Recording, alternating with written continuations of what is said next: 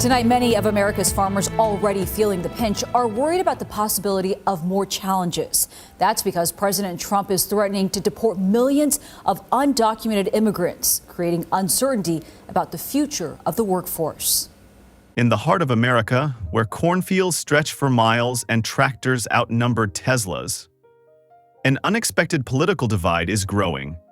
For years, U.S. farmers were some of Donald Trump's most loyal supporters, but now, many are facing hard questions. Tariffs that were meant to punish China are punishing soybean prices, immigration crackdowns are leaving crops to rot in the fields, and foreign aid cuts, they're quietly shrinking demand for American exports. Some farmers say they still back Trump 100%. Others feel betrayed, left behind, worried for the future. This isn't just a red or blue story. This is the story of how real policy meets real life, and how the people who feed America are being pulled in two directions. With tariff talks top of mind, South Florida farmers say they're in trouble. Crops are rotting on the vine, and they're blaming the ongoing trade wars and immigration changes. What does this mean for the future of our food? The Night Team's Heather Walker has a look at tonight's 7 Investigates. Farming has never been easy. It's a job built on risk, weather, prices, pests, and politics all have a say in your paycheck. But in recent years, many U.S. farmers say those risks have grown harder and more personal. It started with the trade war. When the Trump administration imposed tariffs on China, China responded in kind, slapping retaliatory tariffs on U.S. agricultural goods. Overnight, soybeans, one of America's top exports, saw demand plummet. Prices dropped, storage bins filled up, and farmers who had spent decades building relationships with Chinese buyers were suddenly left with nowhere to sell. Then came the immigration crackdown. For fruit and vegetable growers, especially in California, Texas, and parts of the Midwest, migrant labor isn't optional, it's essential. But stricter border policies, visa limitations, and ongoing fear among undocumented workers left fields understaffed. Crops went unpicked. Some farmers watched profits rot on the vine. And behind it all, foreign aid cuts. When the U.S. reduces support to developing countries, it doesn't just affect those nations. It reduces their ability to buy U.S. goods, including wheat, corn, and soy. This triple hit, trade war, labor shortage, shrinking markets, has pushed many farmers to the brink. Some farms closed. Others took on crushing debt. And many are asking, was the trade-off worth it? Because it's no longer about talking points. It's about tractors sitting idle and families losing land. This isn't a hit piece, and it's not fan service. It's an honest look at how policy, especially Trump-era policy, is affecting the people who live off the land. In this video, we'll explore how tariffs reshaped America's trade relationships and hurt commodity prices, why immigration laws created labor shortages that nobody saw coming, and how foreign aid cuts, while rarely discussed, left a ripple effect in rural communities. We'll hear from real farmers, Trump loyalists who say they'd vote for him again, and lifelong Republicans who now feel abandoned. You'll see the data, but more importantly, you'll feel the human impact. Because these aren't just policies on paper. They're decisions that change harvests, income, even generational legacies. By the end of this video, you'll understand how the same president who once stood as a hero in America's heartland is now facing mixed reviews from the very people he promised to protect. This is a story of loyalty, frustration, and reckoning, and it's one America needs to hear. In 2018, President Trump launched a series of tariffs aimed at reshaping global trade, particularly with China. The idea? Punish unfair practices, protect American industries, rebalance the playing field. But for U.S. farmers, the impact was immediate and brutal. China, once America's top buyer of soybeans, responded with its own tariffs, cutting off billions in agricultural trade. Prices fell. Contracts vanished, storage silos overflowed. The Midwest felt it first. Iowa, Illinois, Nebraska, states built on export-heavy crops, watched years of growth unravel in months. Many farmers supported the move at first. They believed Trump's promise: short-term pain for long-term gain. And yes, the administration offered subsidies, billions in aid to keep farmers afloat. But for many, it wasn't enough. Subsidies don't restore lost buyers. They don't replace relationships built over decades. They're a bandage, not a solution. Even more troubling, the trade war didn't stop with China. Other countries imposed retaliatory tariffs too, on dairy, pork, corn, and more. Small and mid-sized farms, already stretched thin, felt the squeeze. Meanwhile, global competitors like Brazil and Argentina stepped in to take America's market share. And here's the painful truth. Once another country starts feeding your customer, they don't always come back.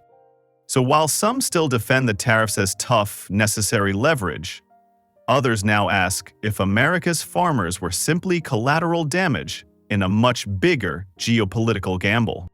For many American farms, especially those growing fruits and vegetables, immigration isn't a talking point. It's a workforce. Year after year, crops are planted with the expectation that thousands of seasonal and migrant workers will be there to harvest them. But during the Trump years, that system was disrupted. Stricter immigration policies, increased ICE raids, more red tape for legal visa programs like H-2A, and the result? Labor shortages. In California's Central Valley, strawberries rotted in the fields. In Georgia, farmers left onions and peaches unharvested. In Texas, farm owners said they were forced to scale back, not because of demand, but because they simply didn't have enough hands. Even conservative-leaning farmers began to speak out. One told reporters, "We support secure borders, but if we can't find legal workers, we can't survive." And that's the paradox. The same communities that supported tighter immigration laws also rely on immigrant labor to function. Many of these workers have been returning to the same farms for years, even decades, trusted, experienced, and essential. The Trump administration argued that enforcing immigration laws was about protecting American jobs. But in agriculture, there simply aren't enough Americans willing or able to do that work.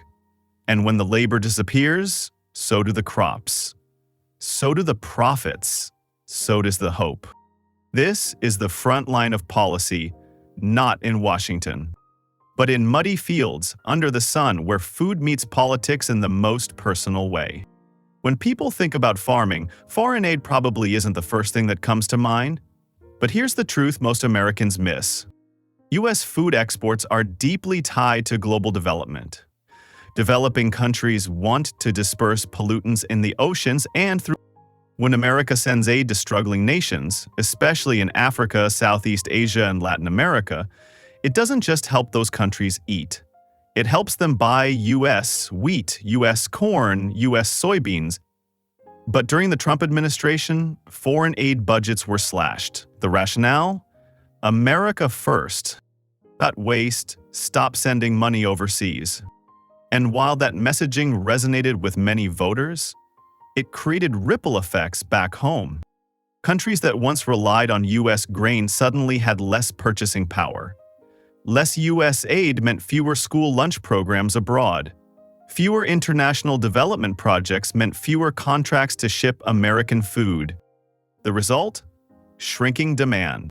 For farmers already struggling with tariffs and labor shortages, this hit was quiet but devastating. It didn't make headlines, it didn't spark debate, but it showed up in spreadsheets, in lost contracts, in empty silos.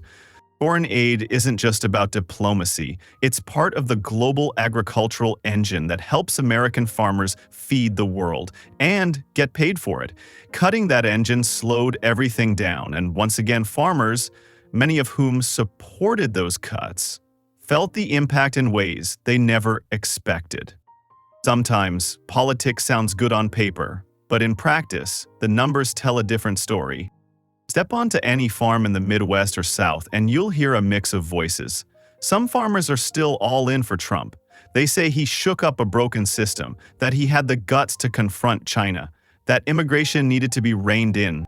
One Iowa soybean grower told the press, "Yeah, it hurt. but I believe in the long game. I'd vote for him again, but others, they're not so sure. A Wisconsin dairy farmer said, I voted for him once, but he made promises to people like me, and we're worse off now. In California, labor-dependent fruit growers express frustration that Washington doesn't understand the reality on the ground. They are patriotic. They want border security, but they also want their fields picked and their businesses alive. And then there are younger farmers, newcomers inheriting family land or starting small organic operations who are caught in between. Many feel politically homeless, too conservative for the left, too practical for the right, just trying to make a living while politicians play chess. Some are switching parties, others are doubling down. Most are just tired of being used as a political talking point instead of partners in policy. Because at the end of the day, these are people who don't ask for much. They just want to grow food, pay the bills, pass something on to their kids. And right now, many feel that promise slipping through their fingers. In 2016, farmers helped put Trump in office. In 2020, many stuck by him despite the fallout. Now, heading into 2024, the question in America's fields is simple. Who's really listening to us? Because food isn't political until it is, and the voices of farmers, they still feed the world. If you believe rural voices matter, hit like and comment. Farming is political. Subscribe for more on where policy meets real life, because behind every vote is a story in the soil.